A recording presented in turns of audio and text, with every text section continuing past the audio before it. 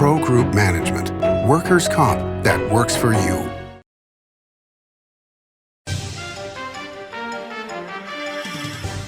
Welcome to Nevada Newsmakers. On the broadcast today, State Senator Dallas Harris joins us here for the whole show on an all-new Nevada Newsmakers. It's a good time to eat.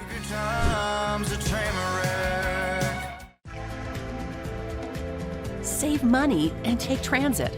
Did you know you can ride the bus all day for less than what it would cost you for a gallon of gas? Plan your trip now by going to rtcwashoe.com. It's a good time to play. For 50 years, Nevada Heating has been keeping people comfortable in their homes. At Nevada Heating, call the Do It Right guys and get the air conditioning back on today. That's the Nevada Heating way. Why sweat for days on end when Nevada Heating can get your air conditioning fixed today? Call us today and we'll fix it today at 323-5585 or schedule us on our website at nevadaheating.com. It's a good time to win. The casino industry drove Nevada's economy for decades. By the 1990s, however, the state's sole industry was in sharp decline. Many were losing their homes, many were leaving the state. Is Reno on track to be the Detroit of the West? Was an October 2010 Reno Gazette-Journal headline. Nevada knew it was time for a change and a time to diversify. Story County took that lead, took risks, invested tens of millions transforming its desert into a place of opportunity and a future for Nevada families needing something new.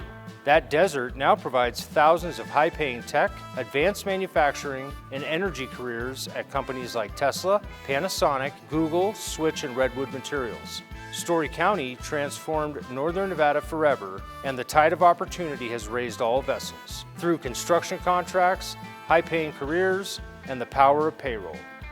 Tens of millions have been generated in sales and property tax, permits, and other revenues for Reno, Sparks, Washoe County, and for all of Nevada. Enough, in fact, to generate a surplus after public services are provided. And best of all, a sustainable economic climate has been created, enabling our children to stay in Nevada and live prosperous lives in their home state. Story County, improving Northern Nevada one industry at a time.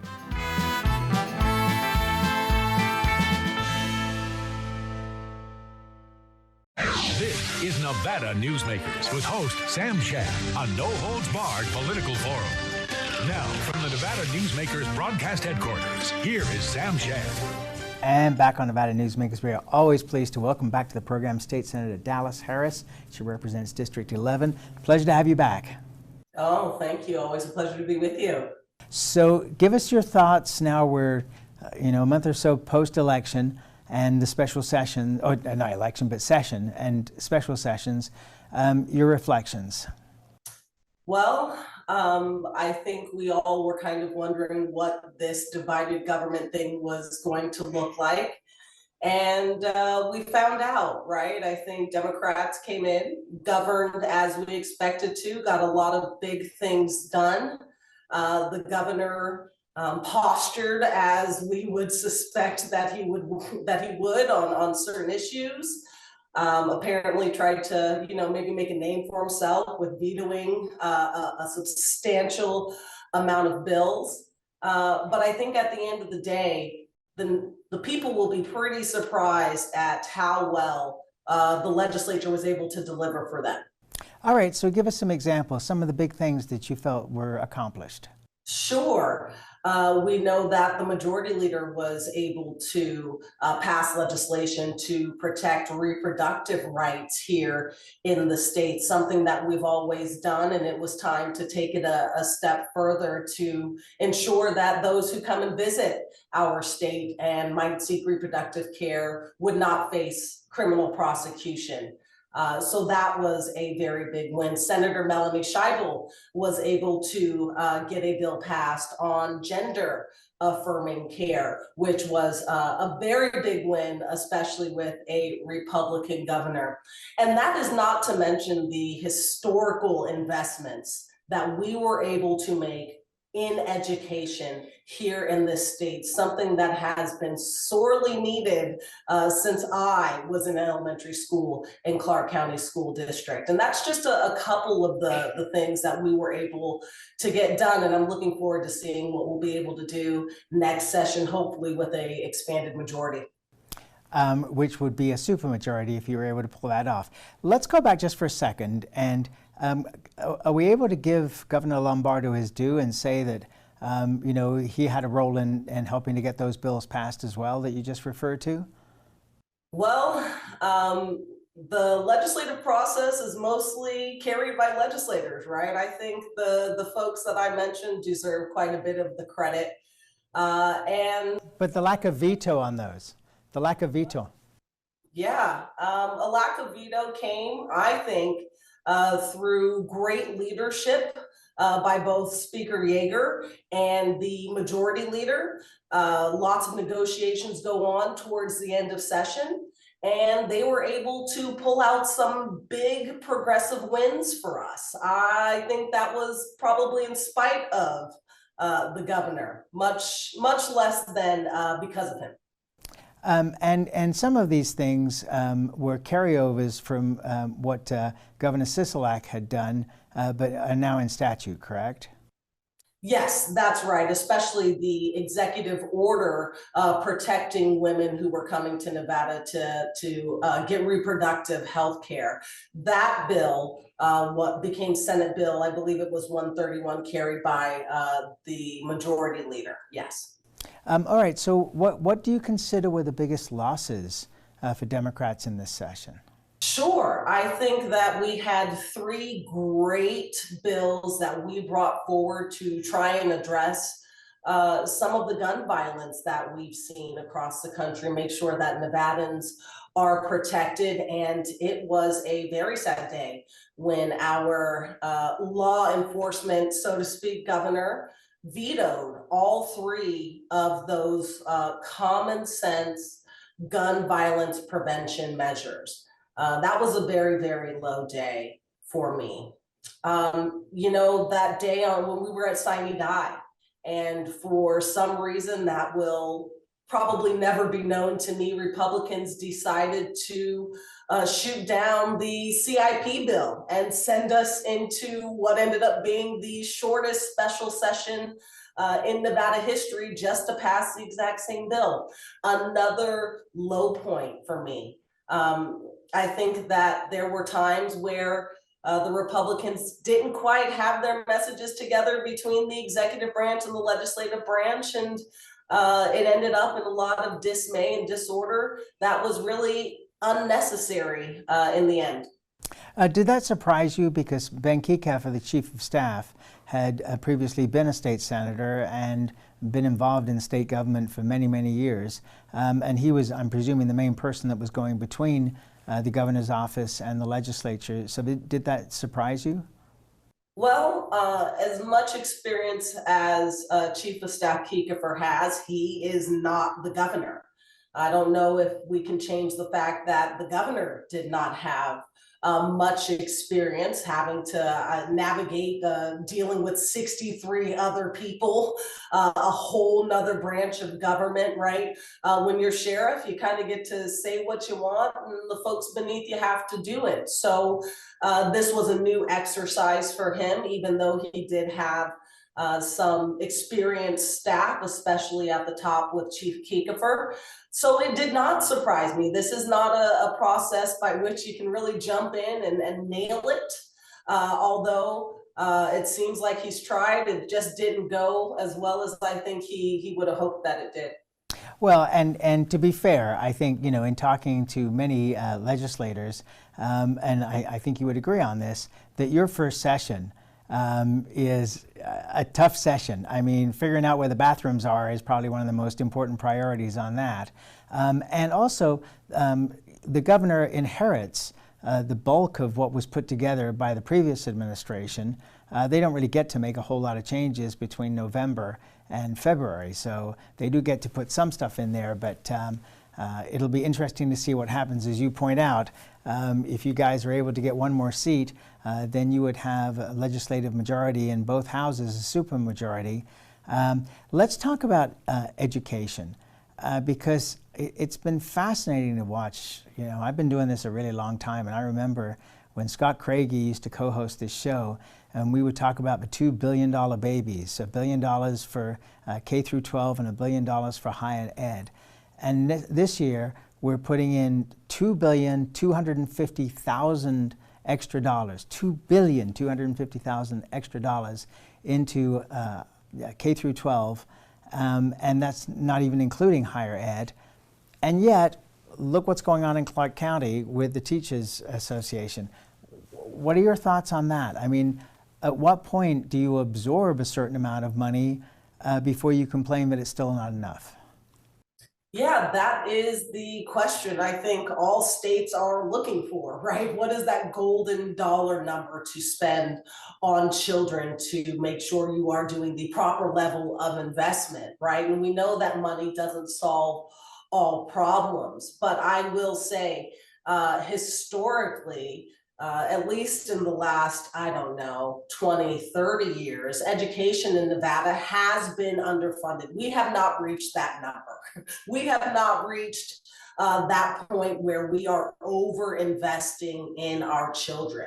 I don't think we've reached the point where we're over investing in our teachers. That would be a nice problem to have. And so while $2 billion extra is a great start, it is a great push to get us where we need to be, I don't think we're quite there yet.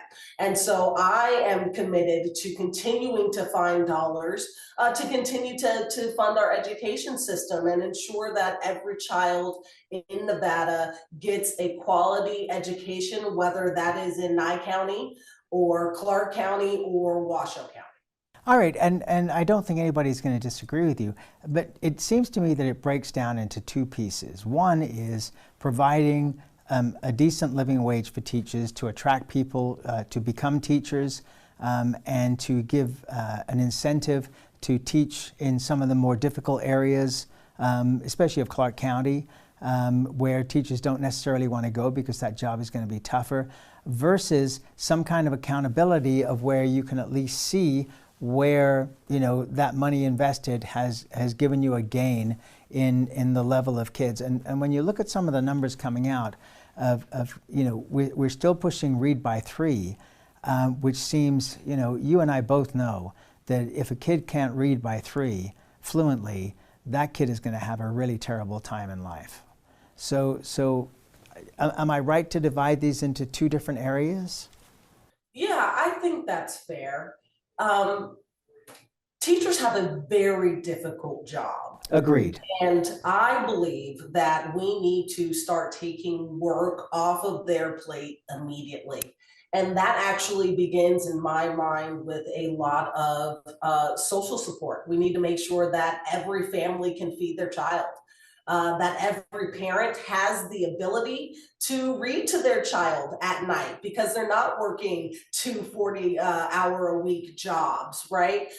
We've got to set each child, each family up for success, and that's also going to help set our teachers up for success. And so I personally see education as a 2-step process, right? Yes, we need to invest in the classroom, but we've also got to make sure that we're investing outside of the classroom.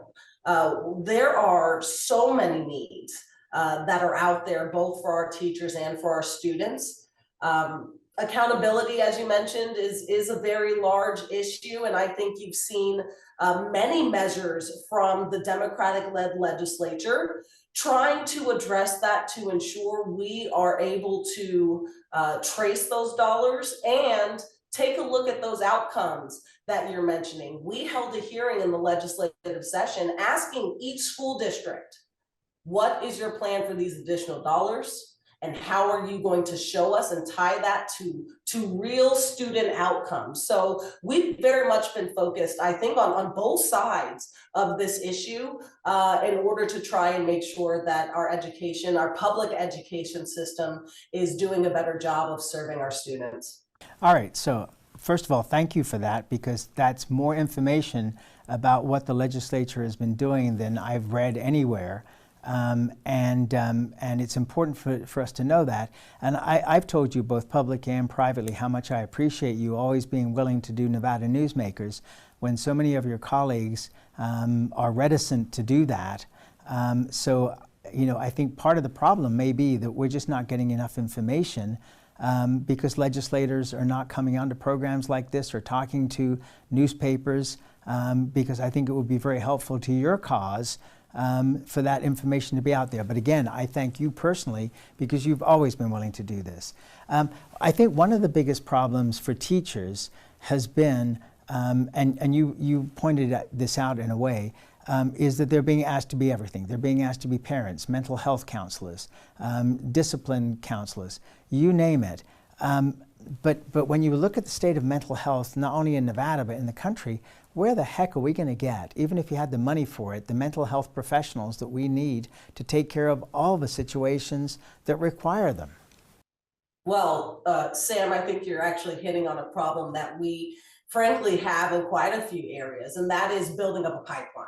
Right? We need more teachers. Do we have those professionals? We need more nurses and doctors. Do we have those professionals? We need more therapists. To your point, do we have those professionals? And so it's important, and I know that we have put forward efforts specifically with teachers to, and actually nurses, to build that pipeline. We've got to make sure that education is affordable. So that if you're working in these really, really high needs professions in our high needs areas, we're able to ensure that you're able to pay off that education investment to encourage people to get into those fields. There is a lot of work, Sam, I think that needs to be done all the way from the K level to the K18. Right? Making sure that people are followed all the way through and we're funneling them into these areas where we have these high needs. I think there's a lot of work that still needs to be done, not just with mental health professionals, but as I mentioned, teachers, nurses, doctors, and quite a few other professionals. And I think that Nevada State University, as it's now called, is doing a great job in helping to fill that pipeline, as is UMC. And other organizations trying to help. Just one last question on this education business. So if you're looking at K through 12, we just added $2,250,000.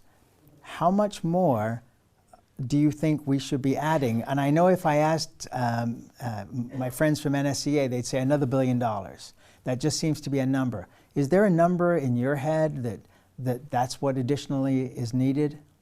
Yeah, Sam, I mean, don't ask me to do math on TV or I might not come back. I know you're a lawyer.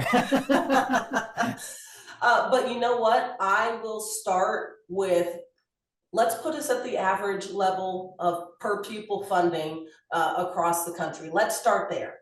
Let's see what that number can do for us and what outcomes that we can get. And then I'd be willing to maybe have another discussion about how much more we need to put in, right? So do I know exactly what that number is in large dollars? No. But I know that we're not even in the middle of the pack when it comes to the per pupil funding, and let's get there at the very least. Okay, and then so we'll can have discussions about other ways to improve student outcomes. So I'm going to play devil's advocate and say that you know that the answer to that from the other side is going to be that there are states that spend a lot less money on pupils, per pupil spending, and yet have better outcomes. But let's leave that topic for another day. Let's take a break. We'll come back lots more with State Senator Dallas Harris after this time out. Big R in Sparks is located on Bering Boulevard next to Smith's and across from Reed High School for workwear and everyday wear, evaporative coolers, outdoor living, Weber's, Traeger's, and Lodge. Fill your propane tanks here. Big R on Bering Boulevard in Sparks next to Smith's and across from Reed High School. Big R. Hardware, clothing, and a whole lot more. It's the $100,000 Cash is King Progressive giveaways at Carson Valley Inn. Giveaways every Saturday with a Progressive up to $20K and $15,000 in guaranteed grand prize giveaways. There's another 100,000 reasons to play and win at the Carson Valley Inn. The Nevada Builders Alliance has been protecting the interests of the construction industry for over 50 years. Our programs save members thousands of dollars every year and allow them to provide much-needed benefits to their employees. Our industry also allows Nevada to grow. If you're thinking about a career in the construction industry, reach out. And if you haven't thought of a career in construction, what are you waiting for? We are the Nevada Builders Alliance. As you know, Reno is booming. Toll's development company is helping it grow with insightful design and development, building community with every project, adding beauty, adding excitement, emphasizing our shared humanity. Reno is becoming bigger. Toll's development is helping it become better, more livable, more enjoyable. To learn more, go to tollsdevelopment.com. tollsdevelopment.com. This is Nevada Newsmakers. And back on Nevada Newsmakers, we continue our conversation with State Senator Dallas Harris. She represents District 11. We had the head of NV Energy on a couple of weeks ago, Doug Cannon, and we're talking about Project Greenlink. And you, of course, worked for the PUC as an attorney at one point, so you're familiar with these kind of issues in more detail than most. What do you think about all this? I don't want to say fuss, because that's not the appropriate word, but discussion, should we say, over a 5-foot waiver to get the power lines for Greenlink into the Tule Springs National Monument. Is that such a disaster, or is that just people getting in the way of what is a green energy project? So, I would prefer to rely on the assessment of experts as opposed to insert my own kind of personal opinion here, right? Is that 5-foot waiver going to significantly disrupt that national monument? Are we going to be disrupting fossils that we should not be disrupting?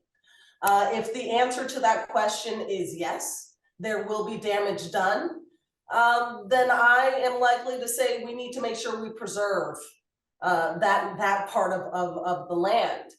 If the assessment is no, we can do this without actually, any significant damage or disturbing of any of the fossils or valuable historic pieces we want to maintain, then I would be all for submitting the waiver. That is a very, very long way of saying I'd like to see some environmental impact analysis on it, and that would drive my response to your question, Sam. I'm not gonna get